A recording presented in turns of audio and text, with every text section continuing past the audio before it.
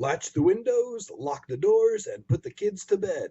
It's time for another episode of Tales from the Garage!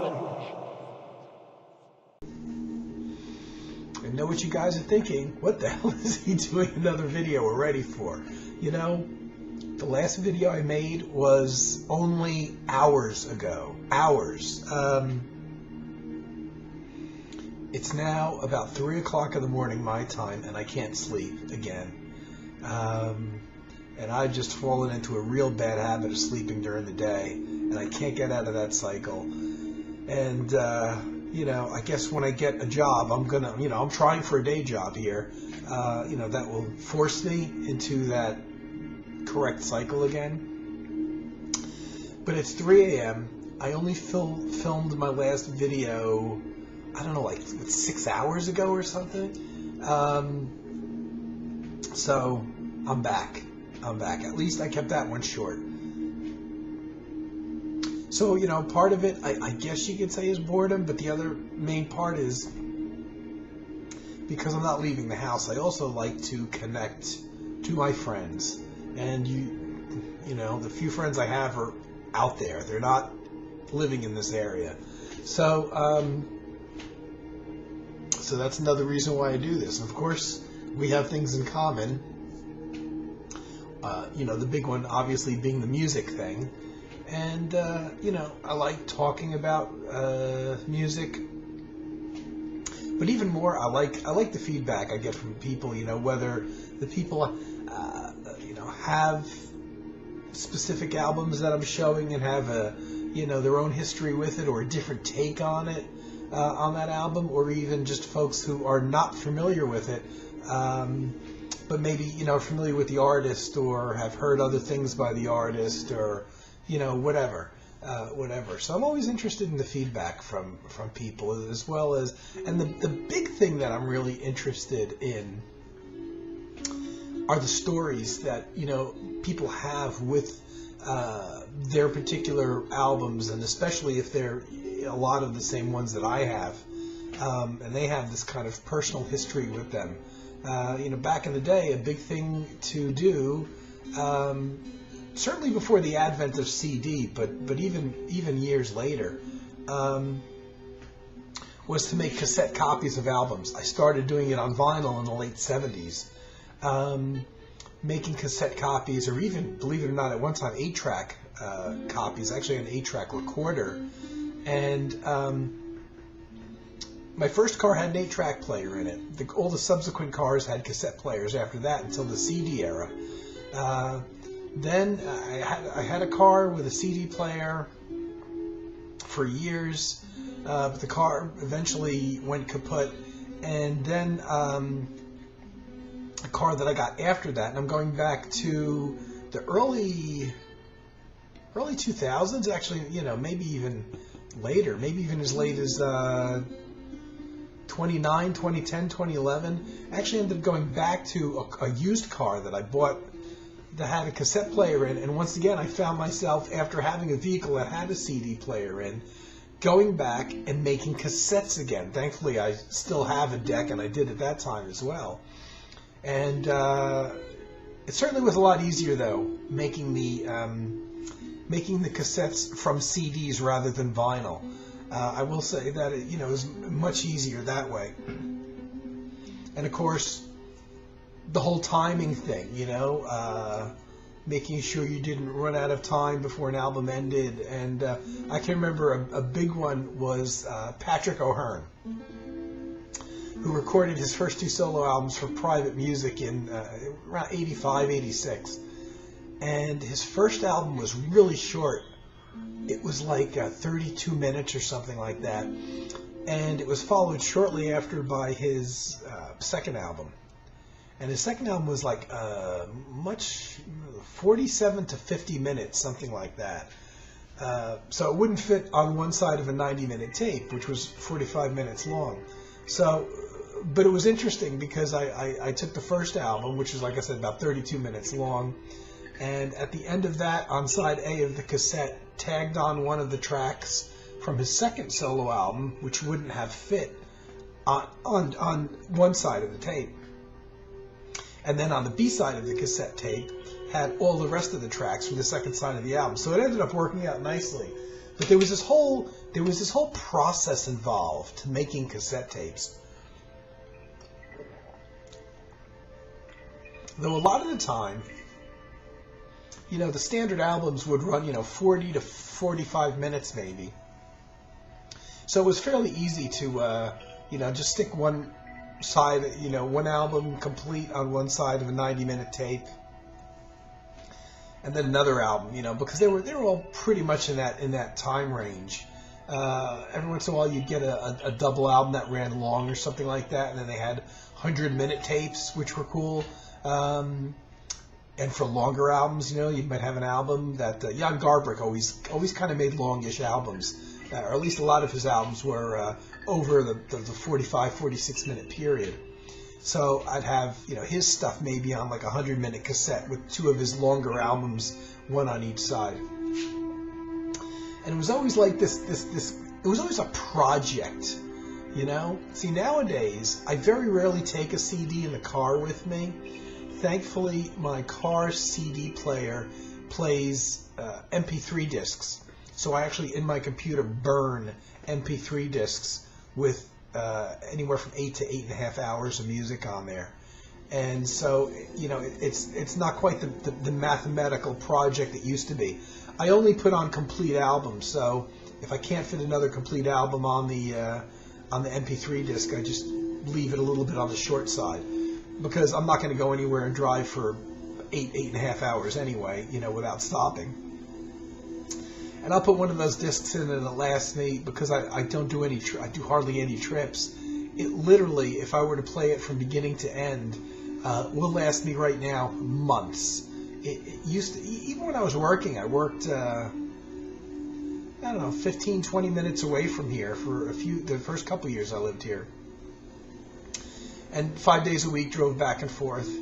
And even at the end of a month, I'd always start a new disc on the first day of the month. And even at the end of the month, I wouldn't be anywhere near the end of that MP3 disc, which would have like 8 hours to 8.5 hours of music on there.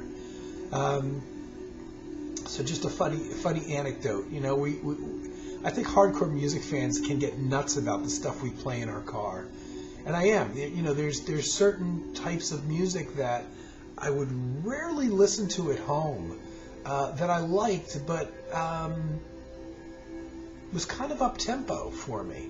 And so, that stuff would become the car stuff, because the real quiet, subtle stuff was always a lot harder to play in the car, like classical music, say, or things... very low-key things, like if you're familiar with Azimuth, the ECM group, with John Taylor on piano and keyboards, and Norma Winstone on vocals, and Kenny Wheeler on trumpet and flugelhorn. There's no percussion, no rhythm section to it.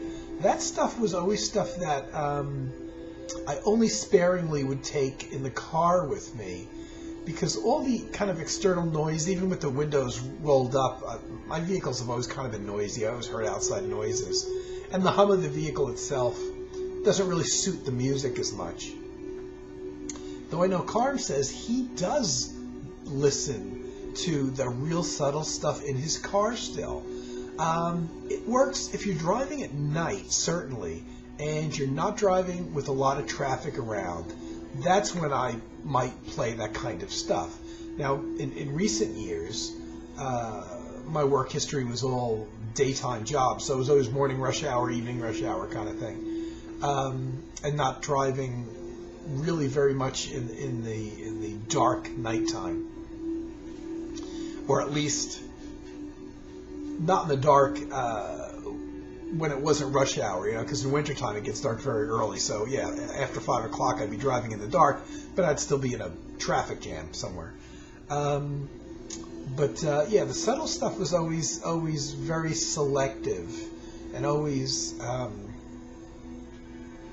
pretty much late time, nighttime stuff. And so I would only occasionally kind of reserve Something fell back there. I don't know what it is. I would reserve the quiet stuff for a rare trips, and tend to play more, I'd say up tempo thing, but things would say maybe percussion, or things that were a bit quote unquote lively, though there's not much that I listen to in my record collection that falls under that category nowadays. My home listening tends to be maybe a bit more quiet stuff. Do you care any about this? No, you don't. I may have just put you guys to sleep. 10 minutes in, I haven't done a vinyl pull yet. Good thing I have lots of time and lots of videos to make. I'm gonna pull one out though now. I saw what one of them was, so I'm not gonna pull that one because that's kind of cheating. Well, you know how I just talk about I've got almost nothing back there besides ECM and Klaus Schulze? Well, Klaus Schulze Black Dance. This is a great cover, and in fact, the cover is better than the record. I love the cover. This is one that I got later. It's still in the pre-CD era, but my early Klaus Schulze albums, I don't really know how I went about selecting them. This was his fourth album. His third and fourth album, I understand, got released out of order. This got released third, even though he had recorded it fourth, and Picture Music got released fourth, even though that was his third album. Of course, they were, by the time I got these, it was the late 70s, maybe even 79 or 80. And I was essentially filling the gaps of his first 10 albums. It's weird because some of his first 10 albums I didn't get till much later. He was well into his early 80s digital stuff, which I wasn't digging as much. But I had some of those before I had some of the classic albums of his first 10 albums. And so I think this was more of a gap filler for me. Now, oddly enough, and this is definitely before the internet and before the CD era, I remember I bought this through Tower Records mail order. Online didn't exist, and the selection around here at the time, I do want to say it was early 80s, maybe. Like I said, probably 80, 81, 82, something like that. The selection of the record stores around here at the time wasn't as good as it had been in the late 70s when imports ruled, and you could get any Klaus Schulze album that was out there. So I remember actually writing, believe it or not, writing a snail mail letter to Tower Records, asking them if they could tell me what Klaus Schulze they had in stock. It seems archaic now, you know? It seems like this is something that people would have done 100 years ago. And I got a letter back a couple weeks later. Here's what we got in stock, blah, blah, blah, blah, blah, and here's the price. I must have asked them, like, how much shipping would be and stuff. I can't imagine that now, but I don't think they put out a catalog, because I didn't get a catalog from them. And I took a look, and I remember purchasing a few albums. I must have sent a check. But boy, this seems archaic, you know? To order stuff from, because at that point I didn't drive over into the city. I'm not a city person. The times that I would go over into the city to see jazz concerts and stuff, I was not the one driving. It was usually my friends. And by that time, my friends had kind of moved away, and the one buddy of mine that I went to see all the concerts with had moved to Florida, I think, at that point. And I wasn't in contact with him anymore.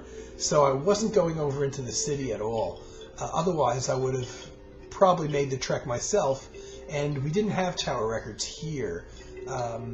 Oddly enough, there ended up being a Tower Records in the very town that I worked in for 20 years, my old job.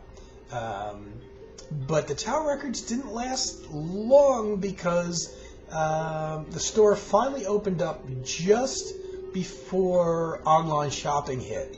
And once online shopping hit, I guess it got a little bit harder for them to keep afloat, and eventually they closed down. So I want to say that Tower Records was there for maybe 7, 8 years or something. It was great when it was there. The prices stunk, but some of the stuff I bought there you just couldn't get anywhere else. By that time, it was the CD era. Back to Black Dance, Klaus Schulze, and I agree with him. I'm surprised he said it. He said, this is, of all my early albums, this is kind of the one that you can skip, you can forget about. And I agree. I like the fact that he was experimenting, because he has bongos on here and some acoustic guitar and some opera voice samples, but it doesn't work. Great inner cover, though.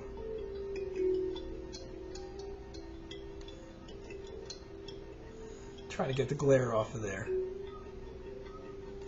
Yeah, I love those. I love those early covers. It just reeks of the 70s.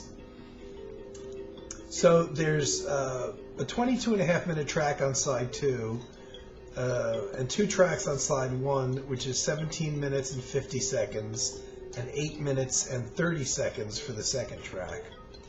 And there's Walter Simon, who is the kind of opera singer on here. And everything else is played by Klaus Schulze, including the percussion, 12-string acoustic guitar. The 8.5-minute track called Some Velvet Phasing is just kind of spacey synthesizer chords, no percussion, nothing else, and it's really, for me, the only track that works. And oddly enough, that was, if you remember, one of the Gramavision compilation albums that were put out had the Some Velvet Phasing track from this album put on there, and it was the only track from Black Dance that they put on there. So somebody must have listened to the album and said, "Well, we're not going to take any tracks off of this. This isn't very good, except for the one short track, Some Velvet Phasing, which is kind of cool. It's kind of a good track."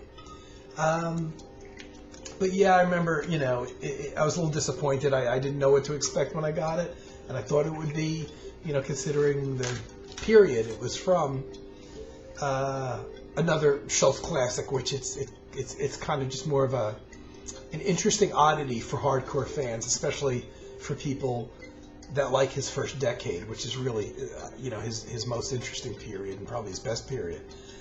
And then it was only in recent years that I read that Schulze himself, on at least one occasion, said, that album, I'm not so crazy about it. Okay. See, I have, you can see where the vinyl splits there. I can see what one of the covers of one of the, because there's a gap there. And I can see that's a Brian Eno Music for Airport, so I'm not going to select that because I can see what it is. I'm going to have to mash that around and move that before I do my next video. But I'll pull this. Oh, I forgot I put this back there. Well, it's not an ECM, and it's not a Klaus Schulze album. This I actually had on my back shelf for ages. People are probably sick and tired of me talking about how much I love Halloween and how much I love these old, they don't have to be radio shows. In this case, they are actual radio broadcasts that were put onto vinyl. Some of them were put onto CD. I don't think this one was. I don't know if any of the stories on here actually made it onto a CD anywhere. So one is the old Lights Out radio program. Now, I didn't grow up in this time. I didn't grow up in the time of, all these shows. I'm old, but I wasn't around in 1943 when the Murder Castle was on, and it's a full hour of stuff on here, full hour of radio program. The Witch's Tale, program number 2, is from 1939. I wasn't around then either. And there's a short tale starring Boris Karloff, the great actor, one of my favorite actors, from September 12th, 1948. So all of these are 48, 43, 1939. It's incredible that these survived because these were done live. Nobody ever, in a lot of cases, nobody even thought to commit these to tape anywhere. No less than they would have any value to keep the tapes years later, thinking that, we can release this and people are going to buy this. This whole thing. And it's funny that I pulled this out because these are horror stories, mystery stories, and you have to think at this time people didn't have televisions, so radio was their TV. And it's very funny that I pull this out because I was just thinking about this like literally a day or two ago. I was going to talk about my love of audio kind of mystery and horror and anything like that. It doesn't actually have to be old radio broadcasts. And I probably mentioned this before, but in when I was growing up, there was a station, well, actually it still exists on AM, called WOR out of New York City. Nowadays it's all, like right-wing politics and financial programs, and I don't listen to it. Back in the 70s, when I kind of discovered it, amongst my period of listening to rock music, I was very picky about what I listened to, so I didn't actually really like much of what I heard of the rock music that was played on FM radio in the 70s. I liked the bands I liked, and I bought their albums, and I looked for them in the store, and, even though they were commercial and rock bands, they, for some reason, didn't really seem to get too much airplay on New York radio. So I kind of scanned the dial and found the station on AM, WOR, and what they were is they were probably appealing to mostly older folks at this time. This is the 1970s. I talk about the early to mid 70s. When I was in high school, from 73 to 77, and by 73, I had discovered them. So I probably discovered them even before I got into high school. At that time, I think the station was appealing to, I think their ratings were pretty good too. They were appealing to people that were nostalgic, potentially, for the way radio used to be, which would probably be people that had grown up without televisions. Now, if you think about it, in 73,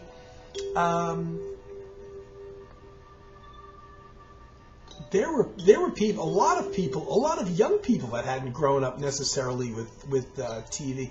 If you think that most households didn't have televisions until the late 50s, early 60s, and so you're talking about only, maybe 15 years later, there was a lot of young adult people that probably grew up listening to radio when radio did all kinds of, programming, dramas and romantic things, essentially movies on the radio, and people would sit around and listen to them.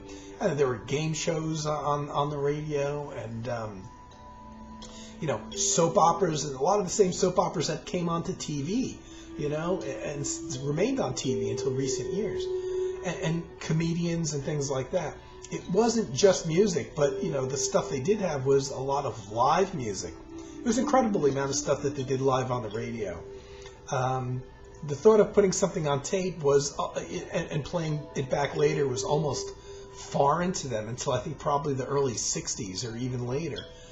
And the station WOR, they had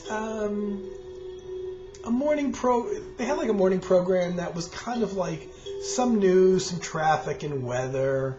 So it was very kind of mainstream there. But in the afternoon, they had on Bob and Ray, who were two comedians that had been around for ages, that were still going strong, but probably were best remembered by people, who were over 40 at that time in the mid-70s. And I discovered them. They were new to me, and I thought these guys were hilarious. A very old-fashioned kind of comedy. They weren't Cheech and Chong, but they were absolutely hilarious.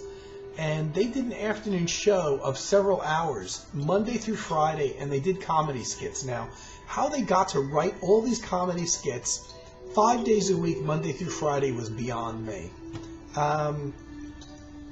Then at around dinner time, they had the one program that went into syndication that lasted for many, many years, even after the station kind of changed format.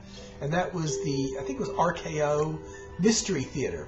I think it originated out of New York, but I'm not sure.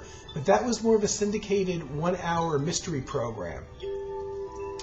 And it was a different story. There was no continuous characters or anything.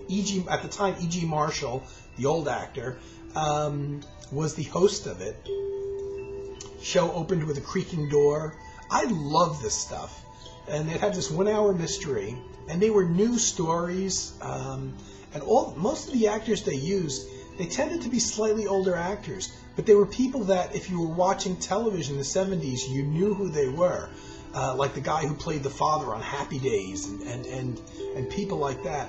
Actors love to do this because, first of all, they had grown up with it. Second of all, some of them had done radio. Third of all, it was kind of like a non-committal thing. They could just come in and do one story. These were done to tape. These weren't live. They could do this one story, this 1-hour program, and get a little bit of money for it. And that was it, and then there were some actors even that you would hear maybe 2 or 3 times in the course of a year because they loved doing these little radio plays. And, it was fairly quick. They probably didn't take more than, I guess they must have got their lines on paper and they would go through them and maybe do a rehearsal for a few hours or something, but it wasn't a long-term commitment to do a script, so they got an incredible amount of name actors, especially character actors. And so that was a radio mystery theater. That was on at dinner time.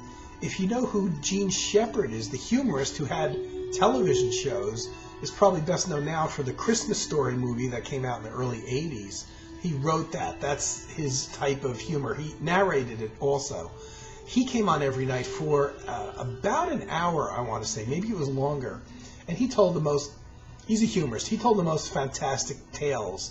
He swore they were true, but obviously the more you listen to them, the more you thought, this is a little fantastic that, all these incredible things happened to him in his youth.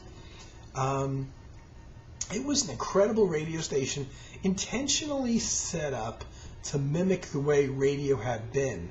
But boy, at that time, VCRs didn't exist, and we didn't have cable yet. Quite a few years away from getting cable with the multiple channels. So what happened was, you couldn't watch videotapes or record a television program to watch back later. So you were stuck with, the 7 channels that we got, including PBS, the public station. You were stuck watching live. So if it was 9 o'clock at night, whatever was on at 9 o'clock was all you had to choose from. There was no rentals, no streaming, nothing. No videotapes didn't exist back then. And, at that age, I was already starting to kind of grow out of the crap that was coming out of network TV and the Mork and Mindy and stuff like that, and even worse than Mork and Mindy. A lot of programs are forgotten. And so I increasingly started going to my record collection and to the radio. My various clock radios that I had over the years became more important to me, and my little compact stereo I had in my tiny, tiny bedroom were more important to me than TV, because there really wasn't anything on. The TV was more interesting at 2 o'clock in the morning when they would play old movies, at least on some of the channels, than the Dallas and Dynasty and all that garbage. So WOR became like a nightly thing for me. I listened to that the way people would watch. I don't know. Well, now you can watch literally the same program every night because you can stream old episodes or find them online or buy the DVDs or whatever. But that WOR station, that was playing stuff like this on Mystery Theater and all that, was just a very fond memory. And I never met anybody in my high school that I went to, of thousands of people. I never met anybody else that listened to this stuff. So I guess it wasn't very popular among teenagers, which is sad because this stuff was just so good. It was actually better. The comedic stuff was funnier than the stuff on TV. But, people were listening to their top 40 radio, and as crazy into music as I was, I just gravitated more toward this kind of old programming on the radio. And I remember it never dawned on me. Oh, by the way, this is on Radiola. I don't know if this company exists. Radiola, Sandy Hook, Connecticut was the company that put these out. I only became aware in the late 60s, very early 70s. I was over a friend's house, and I saw it in his parents' record collection. Actually, they had a bunch of records stacked in front of the stereo, and the first record, I didn't thumb through it, but the very first record was a radio broadcast of War of the Worlds, that original Orson Welles radio broadcast from, when was that? I want to say it couldn't have been 53, it's probably in the 40s, whenever it was, that caused such a panic. And it was incredible to me. Now, I knew the whole history and story of it, because at that time, that was, it wasn't that old. It wasn't that far back in the past. But I never knew that until that point, seeing the War of the Worlds radio broadcast, I did not know that had come out on record. So that was the thing that set me off, later on when I had some money, going through the record stores, looking for a section where they might have things like this, which, if you didn't know was there, was usually in the most obscure corner of larger and only larger record stores. Record stores that had everything, classical, jazz, pop, rock, ethnic music, whatever. And there might be this little radio section, and it would literally be, one thing deep of records and not sorted in any way, just thrown in there.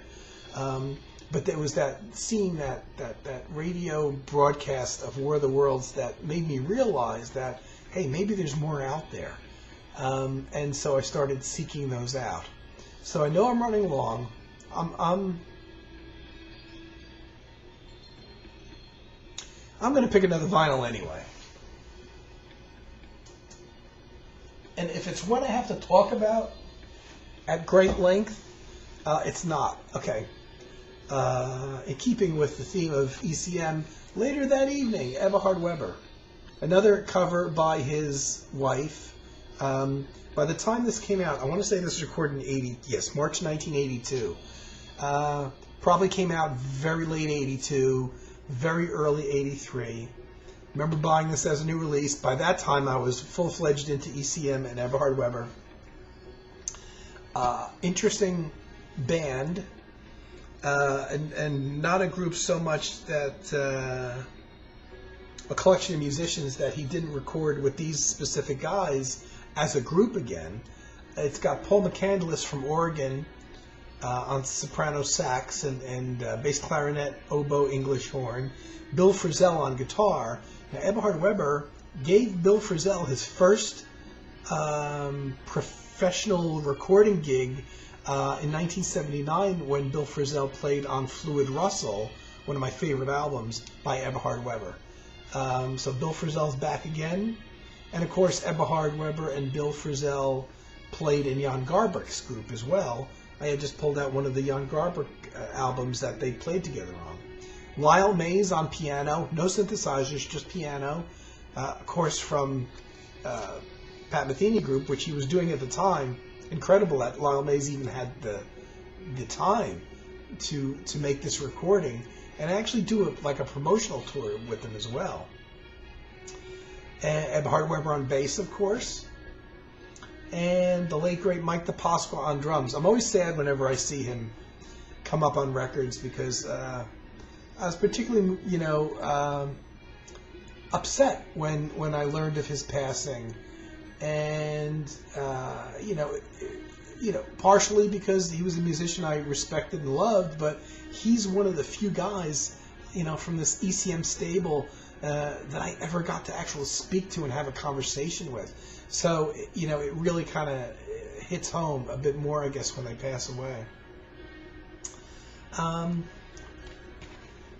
There's a guy sitting around. I don't all the way. The dark guy with the dark hair and the black beard, that's Mike DePasqua. Beneath him is Paul McCandless, Eberhard Weber's in the back row with the blonde hair, while Mays is sitting next to him, a guy with his two hands up in the air, and Bill Frisell is right there below Eberhard Weber.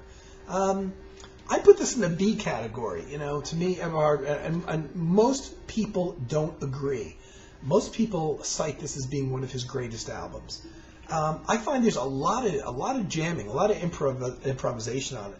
There's only 4 pieces on here, but the longest one at 16.5 minutes, called "Death in the Car Wash," is almost entirely improvised. There's a little riff theme that kicks in at one point, that gets repeated only a couple times during this whole 16.5 minute thing, and apart from that, it seems like it's all improvisation. So it's not bad if you're fans of the musicians like I am to hear what they come up with off the cuff like that. But as far as Eberhard Weber's recordings go, this is the one with the most improvisation on there. It seems like there's not really much writing on here. There's Mauritius, which is a very pretty track that I find so somber and pretty that I find it kind of melancholy and sad. That's one that has, I'm pretty sure that's got played during the live album that was recorded in recent years. Before, probably the last thing that Eberhard Weber did before he had a stroke was that the live album. They did a version of it there. It's on, I think, the Rerum compilation of Eberhard Weber's. It's only got 4 tracks on here. Like I said, Death in the Car Wash at 16.5 minutes is almost just totally a jam thing. And there's only 4 tracks in total. Death in the Car Wash, I feel a little bit ambivalent about. I'll listen to it when I'm in the mood to hear what these musicians come up with on the spot, knowing this is probably pretty much an improvisation. And the other 3 tracks, like Mauritius, I love the track, but it's so somber and sad it's hard for me to listen to, which leaves 2 tracks that I like a bit more. But and they're 11.5 and 6.5 minutes, so they're not quite as long and drawn out as Death in the Car Wash. But to me, it's not quite top shelf compositional Eberhard Weber, and it doesn't to me match up with the Colors group. This is the first kind of band album that he put together where there was kind of like a group playing after he broke up the Colors group, because the Colors group recorded their last album, Little Movements, in 1980. And after that, the band was kind of kaput. And yeah, well, but a lot of people rate this really, when I see people review albums by Eberhard Weber, they tend to put the ones that I think are the best albums as his kind of B albums, and they stick this as one of his A albums, the top shelf stuff. I don't know. I just it doesn't strike me the same way. But now that I pulled it, I promise you I will listen to it again. And of course, listen, I like it enough that I bought it again on CD, that's for sure. Okay, so I did a bit of a marathon here, and I talked about things that probably nobody wants to hear about. But, that's what happens when you get me bored, and who knows. It's crazy how much I'm doing videos here, but sorry, guys. Feel free to skip them. What can I tell you? Or, come back to them someday, 5 years from now when there's really nothing to watch. Okay, guys, I'm going to go now. Thanks for anybody who watches. I appreciate it. I'll be back much, much sooner than you want me to be. I guarantee you that. Take care. Tune in next time for more Tales from the Garage.